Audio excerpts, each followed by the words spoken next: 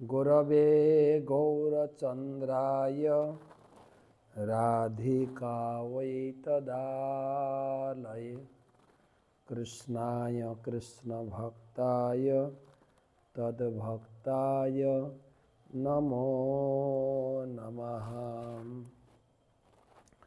वन्दे अहं श्रीगुरो श्रीयुतपदकमलं श्रीगुरून् वैष्णवांश्च श्रीरूपं साग्रजातं सहगण रघुनाथान्वितं तं सजीवं साद्वैतं सावधूतं परिजनसहितं कृष्णचैतन्यदेवं श्रीराधाकृष्णपादं सहगण ललिता श्रीविशाखान्वितांश्च नमो ॐ विष्णुपादाय कृष्णप्रेष्ठाय भूतले श्रीमते भक्तिवेदान्त स्वामिनिति नामिने नमस्ते सारस्वते देवे गौरवाणी प्रचारिणे निर्विशेष शून्यवादी पाश्चात्यदेशतारिणे जय श्री कृष्ण चैतन्य प्रभु नित्यानंद श्री अद्वैत गदाधर श्रीवासदि श्री गौर भक्तबिंद। हरे कृष्णा कृष्णा कृष्णा हरे हरे हरे राम राम राम हरे हरे। शुद्धि सज्जन मंडली ममतामय मातृमंडली आमादेर धाराबाहिक सनातन शिक्षा वाराणसीते चैतन्य महाप्रभुर सनातनेर प्रति अर्थात सनातन गोस्वामी के केंद्र करे सारा जगतेर प्रति शिक्षा प्रसंगे आज के आमादेर 83तम चैतन्य सुधा माधुरी आलोचना। प्रथमे सकल के जानाई कृष्ण प्रीति शुभेच्छा एवं गुरुपाद पद में प्रणाम निवेदन करे तार अहित की कृपा प्रार्थना करी। नमो ओं विष्णुपादाय कृष्ण प्रेष्ठाय भूतले श्रीमते जयपताका स्वामिनिति नामिने नमो आचार्य पादाय निताय कृपा प्रदायिने गौरकथा धामदाय नगर ग्राम तारिणे।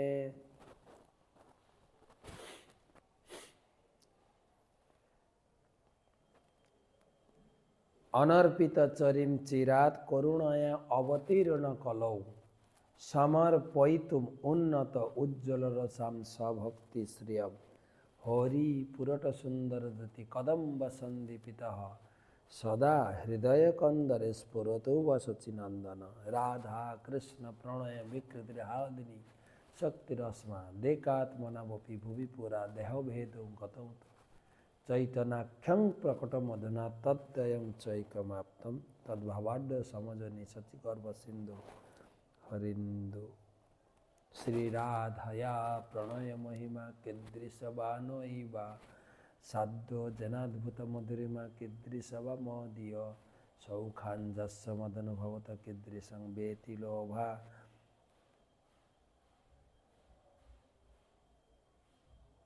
लोभा मगनिशुचिगर्भ सिंधु हरिंदु। तो महाप्रभुर अपराकित तत्व सनातन गोस्वामीर प्रति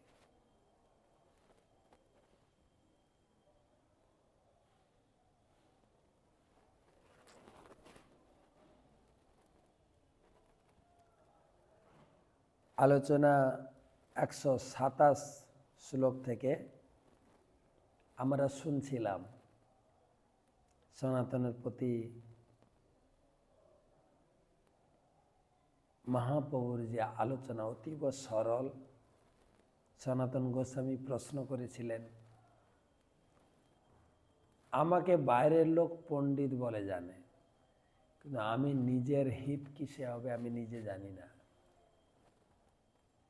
আমার আসল পরিচয়টা কি, আমি কে, কেন মরে যারে তাপত্র, এই জগতে কেন আমি কষ্ট পাচ্ছি এবং আমার জীবনের হিত কিসে হবে। মহাপ্রভু উত্তর দিলেন যে আমাদের আসল পরিচয় হচ্ছে কৃষ্ণের নিত্যদাস, কৃষ্ণ সেবায় করা উচিত। মায়ের দ্বারা আমরা বিমোহিত হয়ে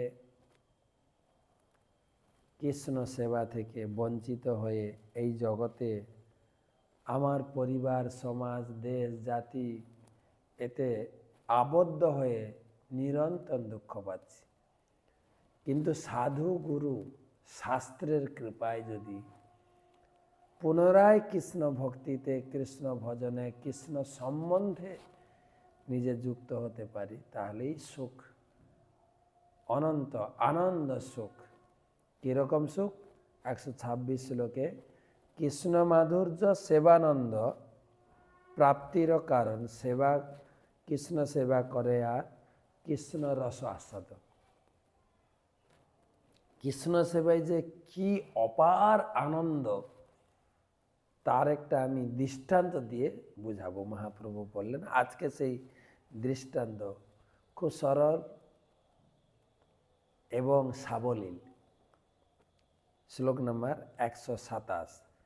ইহাতে দৃষ্টান্ত জয়ছে দরিদ্রের ঘরে, সর্বজ্ঞ আসি দুঃখ দেখি পুছয়ে তাহারে।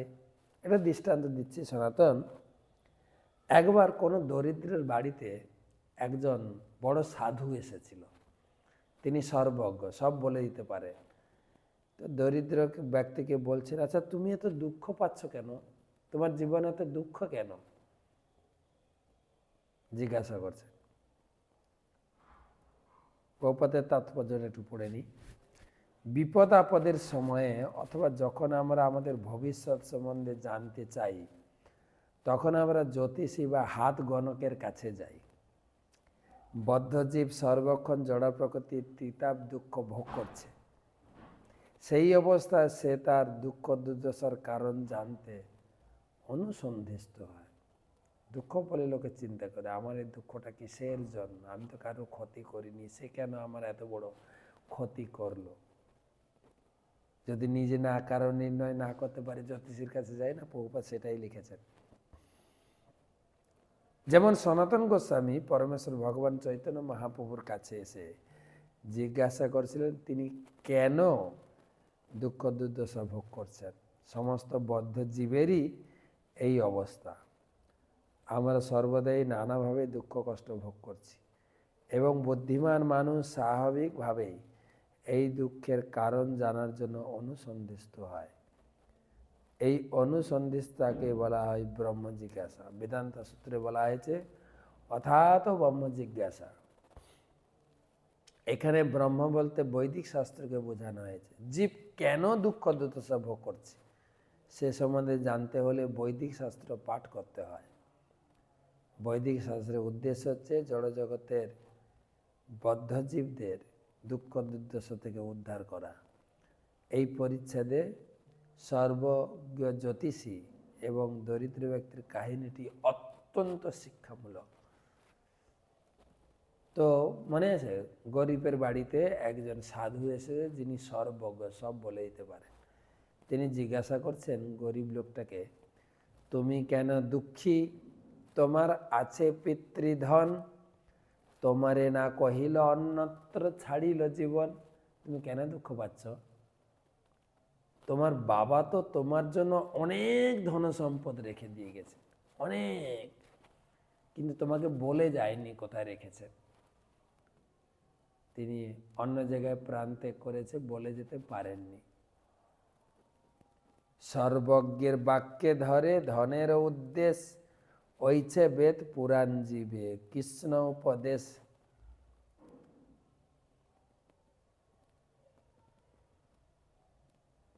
তখন সেই সর্বজ্ঞ দরিদ্র ব্যক্তি বলছে, আপনি কি বলছেন? আমার বাবা আমার জন্য এত ধন সম্পদ রেখে গেছে? বলছে হ্যাঁ, অনেক ধন সম্পদ রেখে গেছে। বলছে বলুন না কোথায় আছে? সর্বজ্ঞের বাক্যে করে ধনের উদ্দেশ্যে। বলুন বলুন বলুন বলুন, কোথায় আছে ধন সম্পদ? কোথায় কোথায়? আমার ঘরের আশেপাশে কোথাও আছে না কোথায় আছে?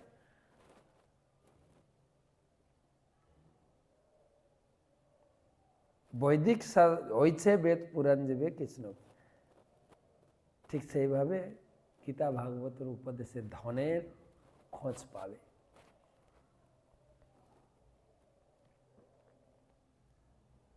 সর্বজ্ঞের বাক্যে মূল ধন অনুবন্ধ, সর্বশাস্ত্রে উপদেশে শ্রীকৃষ্ণ সম্বন্ধ।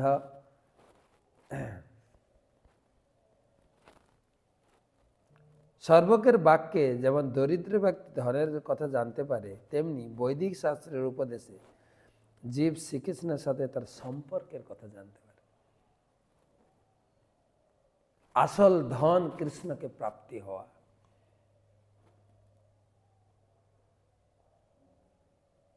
আমরা গতকালকে আলোচনা করেছিলাম, আমার পিতৃ পরিচয়, পিতার পরিচয় মার কাছ থেকে জানতে পারি।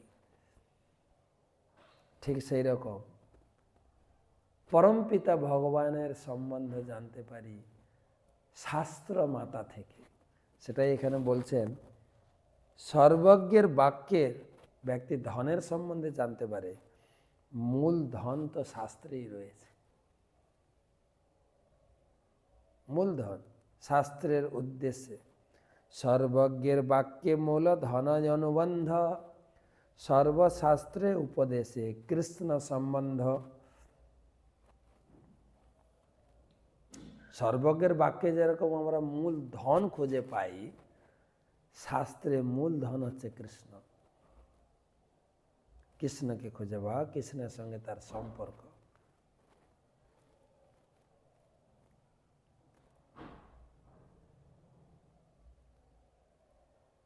বেদাহম সমিতিতানি বর্তমানানি চার্জুন, ভবিষ্যানি চ ভূতানি মাম তো বেদ ন কশ্চন।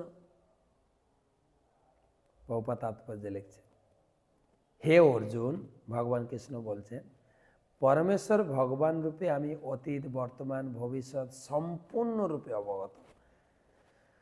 আমি সমস্ত জীবের সম্বন্ধেও সব কিছু জানি, কিন্তু আমাকে কেউ জানতে পারে না।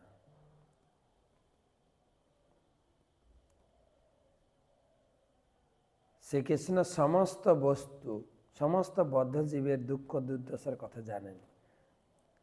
তাই তার সঙ্গে বদ্ধজীবদের যে সম্পর্ক রয়েছে তা তাদের জানিয়ে দেওয়ার জন্য তিনি এই জগতে অবতরণ করেন।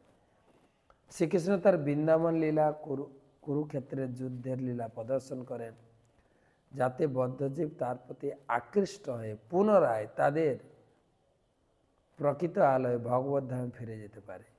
ভগবদ্গীতায় শ্রীকৃষ্ণ আরও বলেছেন, তিনি হচ্ছেন সর্বলোকের মহেশ্বর, সব কিছুর ভোক্তা, সকলের পরম সুহৃদ, সুহৃদম সর্বভূতানাম জ্ঞাত্যা মাম শান্তির মৃচ্ছতি। আমরা যদি জড়জাগতিক দুঃখ দুর্দশার নিবৃত্তি, শ্রীকৃষ্ণের সঙ্গে আমাদের যখন আমরা যদি শ্রীকৃষ্ণের সঙ্গে আমাদের প্রকৃত সম্পর্কে পুনঃপ্রতিষ্ঠা করি, তাহলে আমাদের জড়জাগতিক দুঃখ দুর্দশার নিবৃত্তি হবে। এই জড়জগতে সকলেই দুঃখ দুর্দশার নিবৃত্তি সাধনের নানা রকম চেষ্টা করে চলেছে, কিন্তু জীব যতক্ষণ পর্যন্ত শ্রীকৃষ্ণের সঙ্গে তার সম্পর্কে পুনঃপ্রতিষ্ঠা করছে, ততক্ষণ পর্যন্ত কোনো মতেই সেই সমস্যার সমাধান হবে না। তো মূল ধন হচ্ছে কৃষ্ণ, কৃষ্ণ সম্বন্ধ। বাপের ধন আছে জ্ঞানে ধন নাহি পায়, তবে সর্বজ্ঞ কহে তারে প্রাপ্তির উপায়।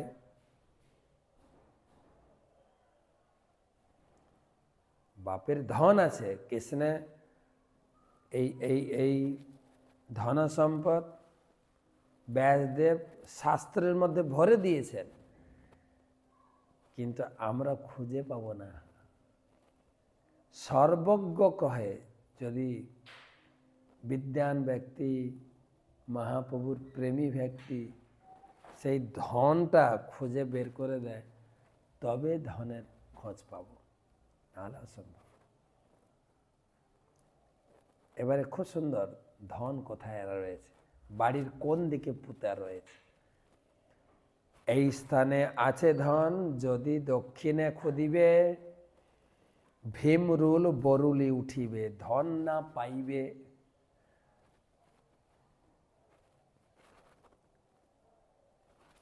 শাস্ত্রের ভিতরে ভিন্ন ভিন্ন পন্থা রয়েছে।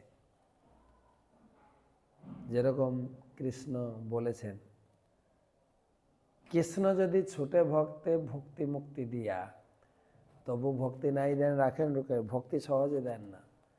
তাই শাস্ত্রের ভিতরে বিভিন্ন জ্ঞান মার্গ, যোগ মার্গ, তপমার্গ অনেক রয়েছে, কিন্তু যদি সর্বজ্ঞ গুরুদেব আপনাকে ভক্তিটা ওখান থেকে নিষ্কর্ষ করে আপনাকে দেবে, তবে ধরতে পারবে।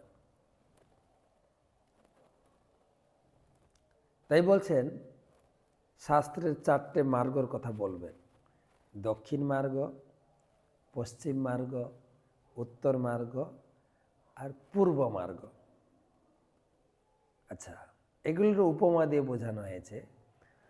বলছে যদি তুমি দক্ষিণ দিকে মাটি খুঁড়বে, তোমার এই এই বাড়ির চারপাশে কোথাও না ধন পুঁতা আছে, একদম সোনার মোহর কলসিতে ভরে পুঁতা আছে, কিন্তু তুমি মনে করছো আমি চারিদিকে মাটি খুঁড়ে, বলছে না, যদি দক্ষিণে খুদিবে, খুদিবে মানে জান তো, খুঁড়বে, ভীমরুল বরুলি উঠিবে, ধন না পাইবে।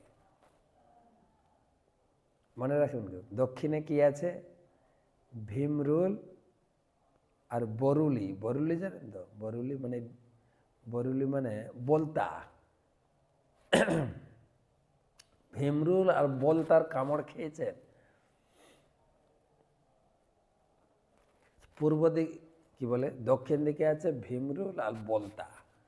মাটি খুঁড়লেই তো তারা এসে তোমাকে ছবল মারবে বা দংশন করবে। তোমার তো সুখ পাওয়ার কথা দূরের কথা, যন্ত্রণায় ছটফট করবে। দক্ষিণ দিকে। পশ্চিমে খুদিবে যাহা, যক্ষ এক হয়, সে বিঘ্ন করিবে ধনে হাত না পড়য়। তো দক্ষিণে আছে ভীমরুল বলতা, তাহলে বাড়ির পশ্চিমে খুঁড়বে, সেখানে হচ্ছে যক্ষ রাক্ষস, সে ধন আগলে বসে আছে, তোমাকে দেবে না। আর যক্ষ যদি তোমাকে আক্রমণ করে, বাস। উত্তরে খুদিলে আছে কৃষ্ণ অজগরে, ধন নাহি পাবে খুদিলে, গিলিবে তোমারে। আরেকবার, দক্ষিণে আছে ভীমরুল বলতা, পশ্চিমে আছে যক্ষ, ধন আগলে বসে আছে, আর উত্তরে আছে অজগর সাপ, সে ধনটাকে ঘিরে রয়েছে। ধন তো পাওয়ার কথা, যখনই মাটি খুঁড়তে যাবে, অজরল তোমাকে গিলে খেয়ে ফেলবে, গিলে। অজগর সাপ, ধন পাবে না। ধন নাহি পাবে খুদিতে, গিলিবে সবারে। খুব ইন্টারেস্টিং, তাই না? কতটা বুঝলাম কিনা জানি না, বহুপা তাৎপর্য পরিষ্কার করবেন, সেই জন্য আমি ক্লাসে আপনাদের তাৎপর্য পড়ে শোনাচ্ছি। আর দুটো লাইন আছে। পূর্ব দিকে তাতে মাটি অল্প খুদিতে, ধনের ঝাড়ি পরিবে তোমার হাতেতে। আছে পূর্ব দিকে, বেশি মাটি খোঁড়াখুঁড়ি করতে হবে না, অল্প খুঁড়লেই ধনের ঝাড়ি তোমার হাতে চলে আসবে, তোমার হাতেতে। প্রপাত কি লিখছেন দেখি, কোনটা কার সঙ্গে তুলনা করা হয়েছে। তাৎপর্য, বৈদিক শাস্ত্রে উল্লেখ করা হয়েছে বদ্ধজীবের অবস্থা অনুসারে জ্ঞানকাণ্ড, কর্মকাণ্ড, অষ্টাঙ্গ যোগকাণ্ড আর ভক্তিকাণ্ড, 4টে পন্থা। কর্মকাণ্ডকে তুলনা করা হয়েছে ভীমরুল আর বলতা, কর্মকাণ্ড। জ্ঞানকাণ্ডের সঙ্গে তুলনা করা হচ্ছে যক্ষ, ভগবানের সঙ্গে বিলীন হয়ে যাবে জ্ঞান, যা জীবকে মানসিক বিভ্রান্তি ফেলে।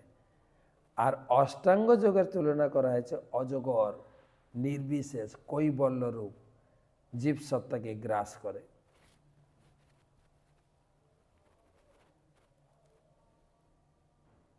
কিন্তু যথার্থ সাফল্য লাভের প্রকৃত পন্থা হচ্ছে ভক্তি। ভক্তির পন্থা অনুসরণ করলে অনায়াসেই গুপ্ত ধন প্রাপ্ত হবে। তাই ভগবদ্গীতায় 15 শ্লোকে বলা হয়েছে বেদৈশ্চ সর্বৈ অহমেব বেদ্যা।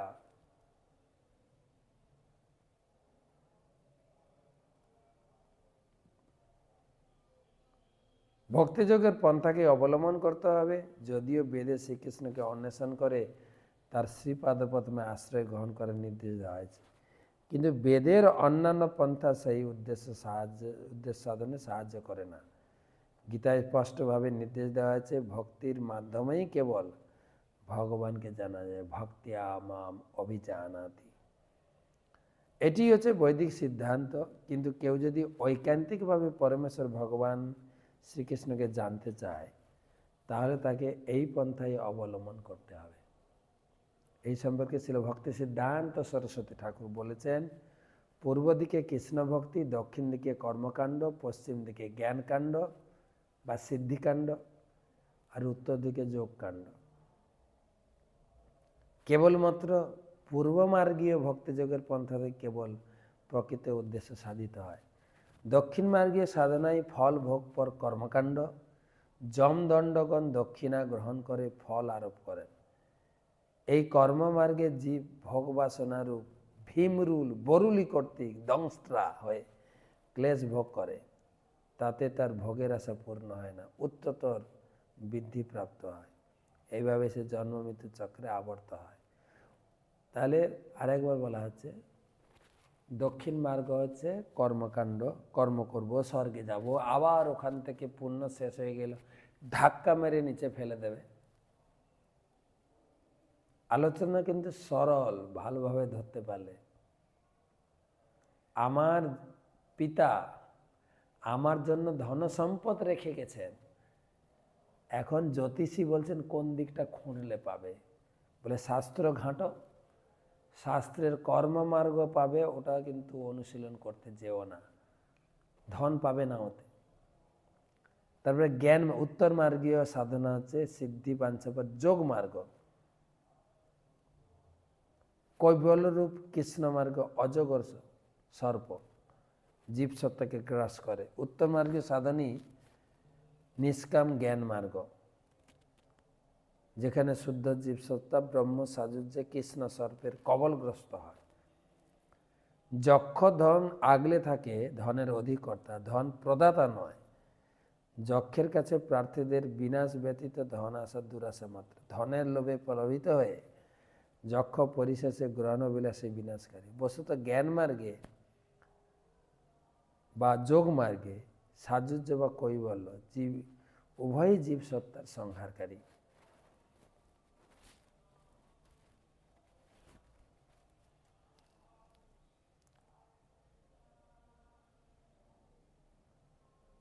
কৃষ্ণ ভক্তি বদ্ধজীবের পূর্ব সিদ্ধ ধন, তা লাভ করে বদ্ধজীব শুদ্ধজীব নিত্যকাল ধনী।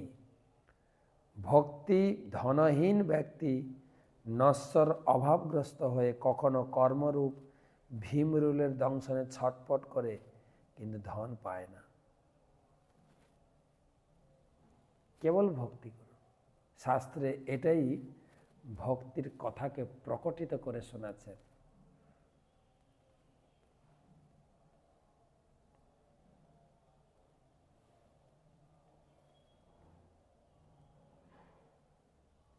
আবার কখনো কৃষ্ণের দিকে পশ্চাৎ করে অহংগ্রহ উপাসনায় কৈবল্য সাধনে ব্যস্ত হয়ে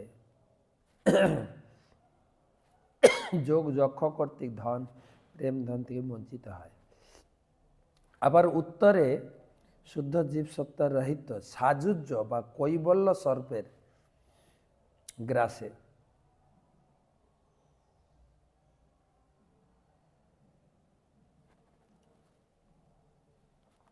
পতিত হয়। জীব কখনো ভুল পথে পরিচালিত হয়ে নিজেকে পরমেশ্বর ভগবানের সমকক্ষ বলে মনে করে ব্রহ্মে লীন হয়ে যাওয়ার চেষ্টা করে। এই পন্থা অনুসরণ করে সে যদি ব্রহ্ম সাযুজ্য বা কৈবল্য লাভ করেও তাহলে পুনরায় বিচলিত হয়ে তাকে জড়স্তরে অধপতিত হতে হয়। সে সম্বন্ধে শ্রীমদ্ ভাগবতমে 10:2-32 শ্লোকে বলা আছে যে অন্য অরবিন্দাক্ষ বিমুক্ত মানিন তৈজস্তু ভাবাদ অবিশুদ্ধ বুদ্ধয় আরোহ্য কৃষ্ণেন পরং পদম তত পতন্তি অধ অনাদৃত যুষ্মন অঙ্ঘ্রয়। এই ধরনের মানুষরা সন্ন্যাসী হয়ে লোকালয় থেকে দূরে চলে গেলেও কিছুদিন পরে জনসাধারণের তথাকথিত সেবার জন্য লোকালয়ে ফিরে আসে। এইভাবে তাদের পারমার্থিক জীবন ব্যর্থ হয়। এই অবস্থাটি কৃষ্ণ সর্পের গ্রাসে পতিত হওয়ার মতো। তো মোটামুটি যতটুকু ধরতে পারলেন চৈতন্য মহাপ্রভু শিখাচ্ছেন। এই ধর্মের পথে অনেকগুলো লাইন রয়েছে। কোনো কোনো মহাত্মা বলেছে না, যত মত তত পথ। মহাপ্রভু বলছেন সব রাস্তা থাকলেও সঠিক রাস্তাতে যেতে হবে, তো সবটা একই পথ নয়। তো কেবলমাত্র পূর্বের রাস্তাটা, পূর্ব দিকের রাস্তাটাই হচ্ছে সঠিক পথ। বাকিগুলোতে তুমি কি পাবে?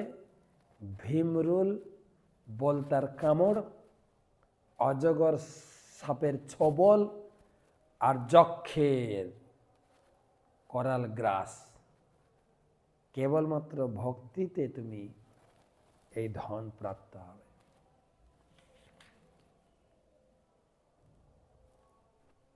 তো আমাদের আজকে এই মায়াপুরে যে এই শাস্ত্র গ্রন্থ পড়াচ্ছেন আমাদের কলেজ MI মায়াপুর ইনস্টিটিউট, সেখানকার 25 বর্ষ আজকে সিলভার জুবলি রজত জয়ন্তী উৎসব পালিত হচ্ছে। আজকে হলো আবার কালকে 2 দিন। সেখানে আমি এই কথাই বলেছিলাম, ধন রয়েছে শাস্ত্রে, কিন্তু ধন দেবেন সর্বজ্ঞ ছিল প্রভুপাদ, সেটাই বের করে দিতে চাইছে। সঠিক রাস্তায় চলো। সবাই ধর্ম করছে, কিন্তু লাভ কিছু হবে না যদি দক্ষিণ দিকে, পশ্চিম দিকে, উত্তর দিকে চলে যায়। যদি আমি জ্ঞান মার্গে যাই, যদি আমি যোগ মার্গে যাই, যদি আমি কর্ম মার্গে যাই, লাভ হবে না। কেবলমাত্র ভক্তি মার্গ। ওইছে শাস্ত্র কহে কর্ম জ্ঞান যোগ ত্যাজি, ভক্তে কৃষ্ণ বশ হয়, ভক্তে তারে ভজি। তাই শাস্ত্রে বলা আছে, মহাপ্রভু বলছেন যে জ্ঞান যোগ, কর্মযোগ, যোগ রয়েছে, সব ত্যাগ করে কেবল ভক্তি যোগ আলোচনা করো, ভক্তি যোগে যুক্ত থাকো।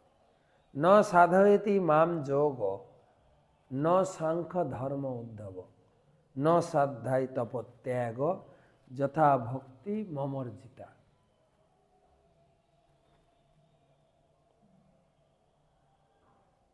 যোগ ধর্মে, সাংখ্য যোগে, কর্মযোগে, জ্ঞান যোগে, ত্যাগে তুমি আমাকে পাবে না, কেবলমাত্র ভক্তিতে। ভাগবতম থেকে এই শ্লোকটি উদ্ধৃত। भक्तया एकवयाग्राह्यम शुद्धात्मा प्रिय सतम भक्ति पुनाति मदनिष्ठा सपाकानपि সম্ভবাত। সাধু এবং ভক্তদের অত্যন্ত প্রিয় আমি ঐকান্তিক শ্রদ্ধাজনিত ভক্তির দ্বারাই প্রাপ্য হই। আমার প্রতি জীবের নিষ্ঠা বর্ধনকারী ভক্তি নিজ কুলধূত মানুষদেরও জন্মাদি দোষ থেকে পরিত্রাণ করে। ভক্তিযোগের পন্থা অবলম্বন করার মাধ্যমে প্রত্যেকেই চিন্ময় স্তরে উন্নীত হতে পারে।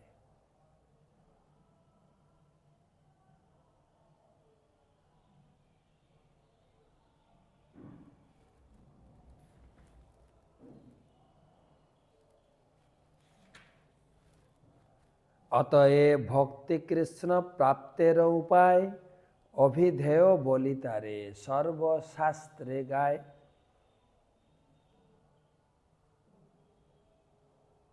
অতএব ভক্তি হচ্ছে ভগবানকে লাভ করার একমাত্র উপায়, আর এটাই হচ্ছে অভিধেয়।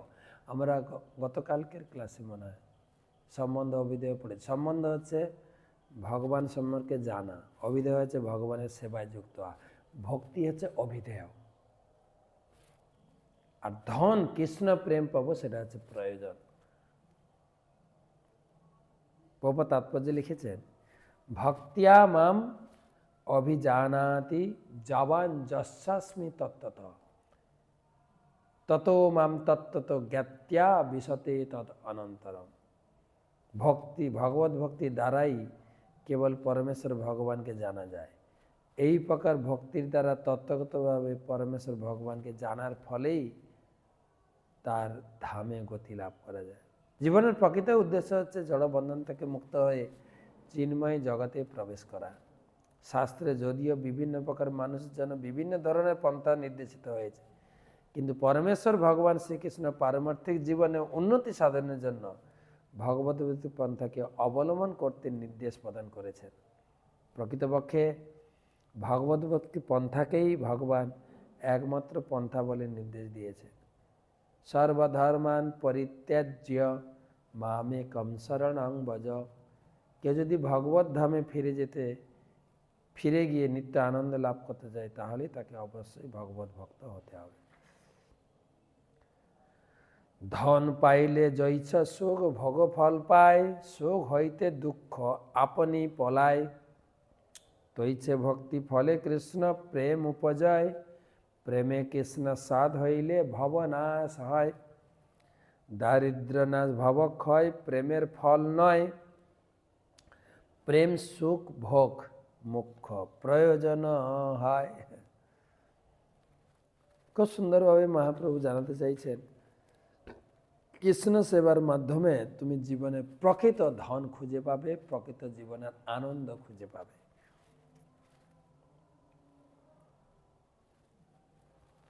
জড় সুখ ভোগ বা জড় বন্ধন থেকে মুক্তি লাভে কোনোটাই ভগবত ভক্তির উদ্দেশ্য নয়। ভগবত ভক্তির প্রকৃত উদ্দেশ্য হচ্ছে ভগবানের প্রেমময় সেবায় যুক্ত হয়ে চিন্ময় আনন্দ আস্বাদন করা। পরমেশ্বর ভগবানকে ভুলে যাওয়াই প্রকৃত দারিদ্র্য। জড়জাগতিক দুঃখ দুর্দশার নিবৃত্তি সাধন করে এই দারিদ্র্য থেকে মুক্ত হওয়া উচিত। জীব যখন কৃষ্ণ সেবানন্দ আস্বাদন করে, তখন আপনা থেকেই জড় সুখ ভোগের বাসনা নিবৃত্ত হয়। তখন আর আলাদাভাবে ঐশ্বর্য লাভের জন্য চেষ্টা করতে হয় না। শুদ্ধ ভক্তের কাছে ঐশ্বর্য আপনা থেকেই আসে, যদিও তিনি কোনো রকম জড় সুখ ভোগের বাসনা করেন না। আর কয়টা শ্লোক পড়ি। বেদ শাস্ত্র কহে সম্বন্ধ অভিদেহ প্রয়োজন, কৃষ্ণ কৃষ্ণ ভক্তি প্রেম তিন মহাধন। মহাধন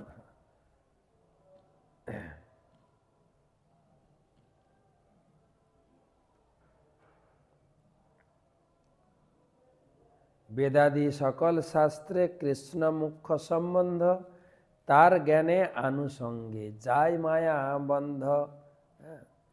বৈদিক শাস্ত্রে শ্রীকৃষ্ণই মুখ্য সম্বন্ধ বলা হয়েছে, যার সঙ্গে যুক্ত হলেই মায়া থেকে ছুটকারি পাওয়া যাবে।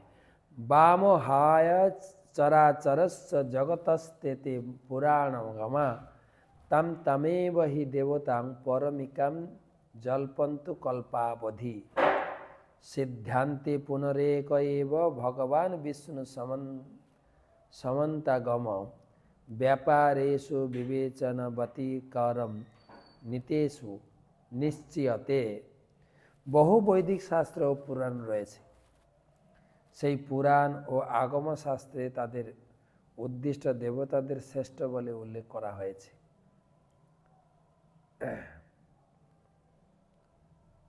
এবং তা করা হয়েছে চরাচর জীবসমূহ মোহ উৎপাদন করার জন্য।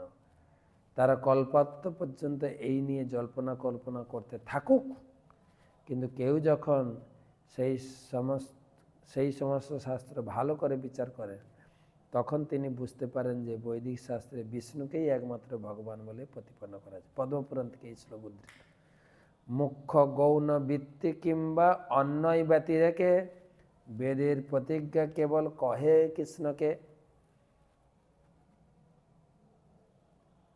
অনেক কিছু মুখ্য গৌণ পন্থা রয়েছে, কিন্তু মূল হচ্ছে কৃষ্ণকে প্রাপ্ত হওয়া।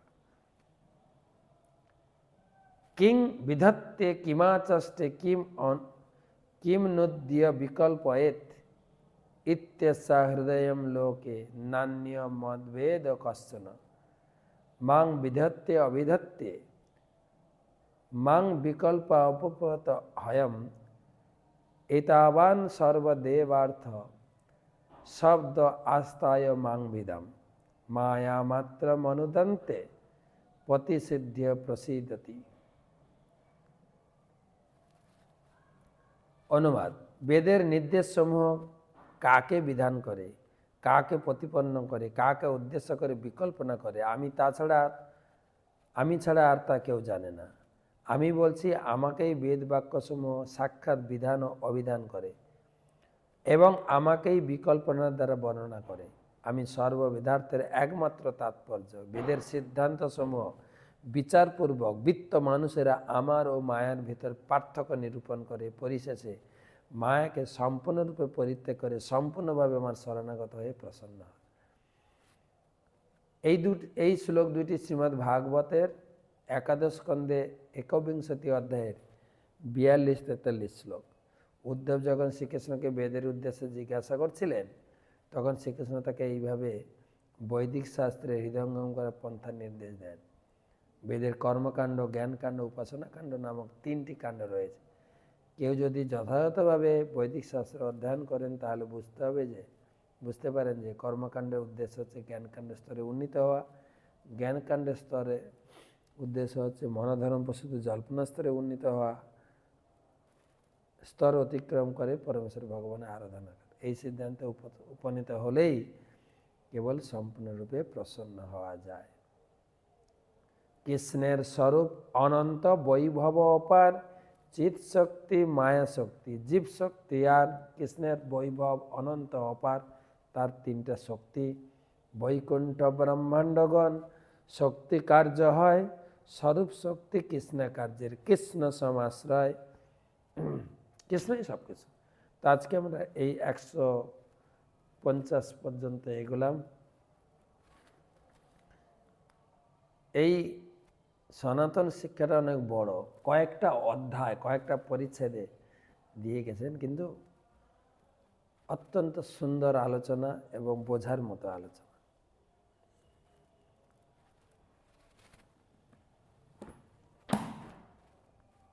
কতগুলো প্রশ্ন আছে। প্রথমে গীতার স্কোর। শিপ্রা পাল 3টি গীতা, আসাম থেকে। মাধবিকা মণ্ডল 1221 টাকা গো সেবা, মায়াপুরে গো সেবার জন্য। দেবব্রত মণ্ডল 8টি গীতা। দিব্য গোলকেশ্বরী দেবী দাসী দুবাই থেকে 12টি গীতা। সুদীপ দাস। লেট আর লক্ষ্মী প্রভা 12টি গীতা। রোহিণী ব্রজরানী দেবী দাসী 20টি গীতা। মুকুল বিশ্বাস 4টি গীতা। শম্ভু বেরা 2টি গীতা। গোপরাজ কৃষ্ণ দাস 11টি গীতা কেরালা থেকে। করুণাকর কৃষ্ণ দাস কৃষ্ণকথার দেশ থেকে 140টি গীতা, বিকাশ দিয়ে 1টি গীতা, অসিত দুয়ারি 4টি গীতা, বিদেশ রঞ্জন পাল কলকাতা থেকে 67টি গীতা কালেকশন করেছেন, শান্তরূপাণী মাই দাস জামশেদপুর থেকে 2টি গীতা। সমস্ত গীতা দাতাদের ধন্যবাদ, কৃতজ্ঞতা জানাই। আপনাদের জন্য এবং আপনাদের পরিবারের জন্য ভগবানের কৃষ্ণের চরণে মঙ্গল প্রার্থনা করি। হরে কৃষ্ণ কৃষ্ণ কৃষ্ণ হরে হরে, হরে রাম রাম রাম হরে। এখন এই মাসটা পুরো আমরা গীতা দান কালেকশন করব। কুম্ভমেলা চলছে, গীতা দানও চলছে। আপনাদের আত্মীয় স্বজন সবাইকে এই কুম্ভ মেলার সেবার সুযোগ দিন, অন্নদান, গীতা দান, যেভাবে যে যেখানে থাকুক এই সেবার সুযোগ নিয়ে মহাকুম্ভের সুফল লাভ করুক। প্রথম প্রশ্ন দেখছি,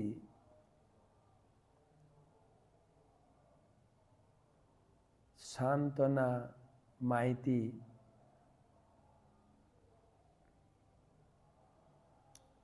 মহারাজ, আমার একটা প্রশ্ন, আত্মার জন্ম হয় কিভাবে? কারণ জড়জগতে প্রতিনিয়ত বিভিন্ন প্রাণীর জন্ম হচ্ছে।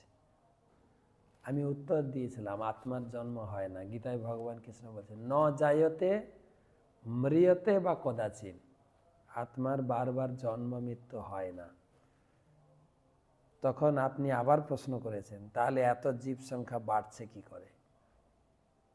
তার উত্তরও প্রভুপাদ দিয়েছেন যে আত্মার সংখ্যা একদম ফিক্সড, কিন্তু দেহ পরিবর্তন আছে।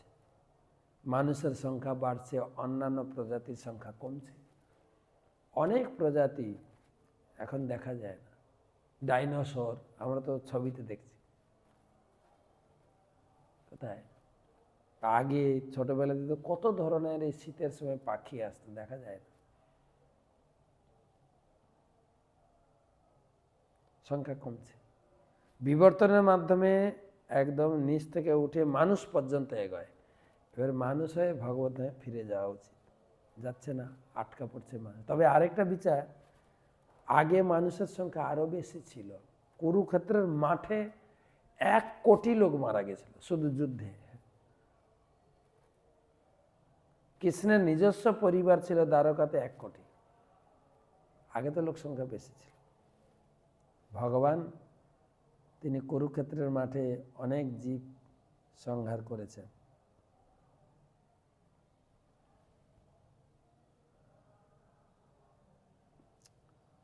পরবর্তী প্রশ্ন করেছেন অন্তরা গোবিন্দ হুগলি থেকে, নিতাই নিকুঞ্জ সেবিনী দেবী দাসী হুগলি থেকে। আমি জপ করছি 16 মালা, কিন্তু জপে মন নিবিষ্ট করতে পারছি না। জানি না এই জীবনে পারবো কিনা, চেষ্টা করছি। এটা অনেক কঠিন, সত্যি কঠিন। কিন্তু রূপ গোস্বামী বলেছেন, উপদেশামৃত পাতলা বই আছে দেখবেন, সেখানে রূপ গোস্বামী বলেছেন 7 নম্বর শ্লোকে, কিন্তু আদরাত খলু শৈব জুষ্টা ক্রমাদ ভবতি তৎগত মূলহন্ত্রী। কিন্তু প্রতিদিন জপমালার প্রতি, ভগবানের প্রতি ঐকান্তিক নিষ্ঠা এবং জপ আদর করে করে জপ করতে করতে একদিন জপে মনোনিবেশ বা জপে আনন্দ পাব। কিন্তু আদরাত খলু শৈব জুষ্টা, অত্যন্ত নিষ্ঠা সহকারে করার চেষ্টা করলে ধীরে ধীরে সেই পর্যায়ে আমরা পৌঁছাতে পারব। পরবর্তী প্রশ্ন,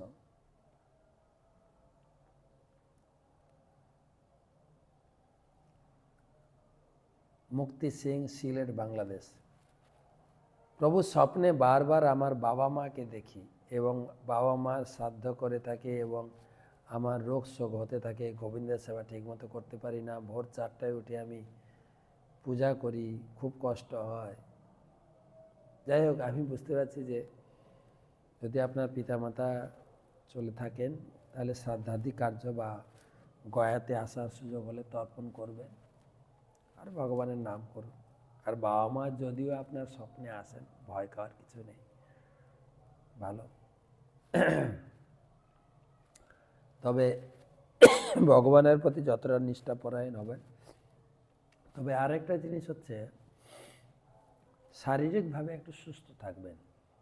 যদি রাত্রে ঘুম না হয় তাহলে স্বপ্ন আসবে, কিন্তু এটা সাবধান থাকতে হবে যাতে আপনার খাওয়া দাওয়া এবং ঘুমটা যেন ভালো করে হয়, তাহলে এই সমস্ত স্বপ্নাদি আসবে না, বা আপনি নাম জপেও নিষ্ঠাপরায়ণ হতে পারবেন, সেবায়ও নিষ্ঠাপরায়ণ হতে পারবেন।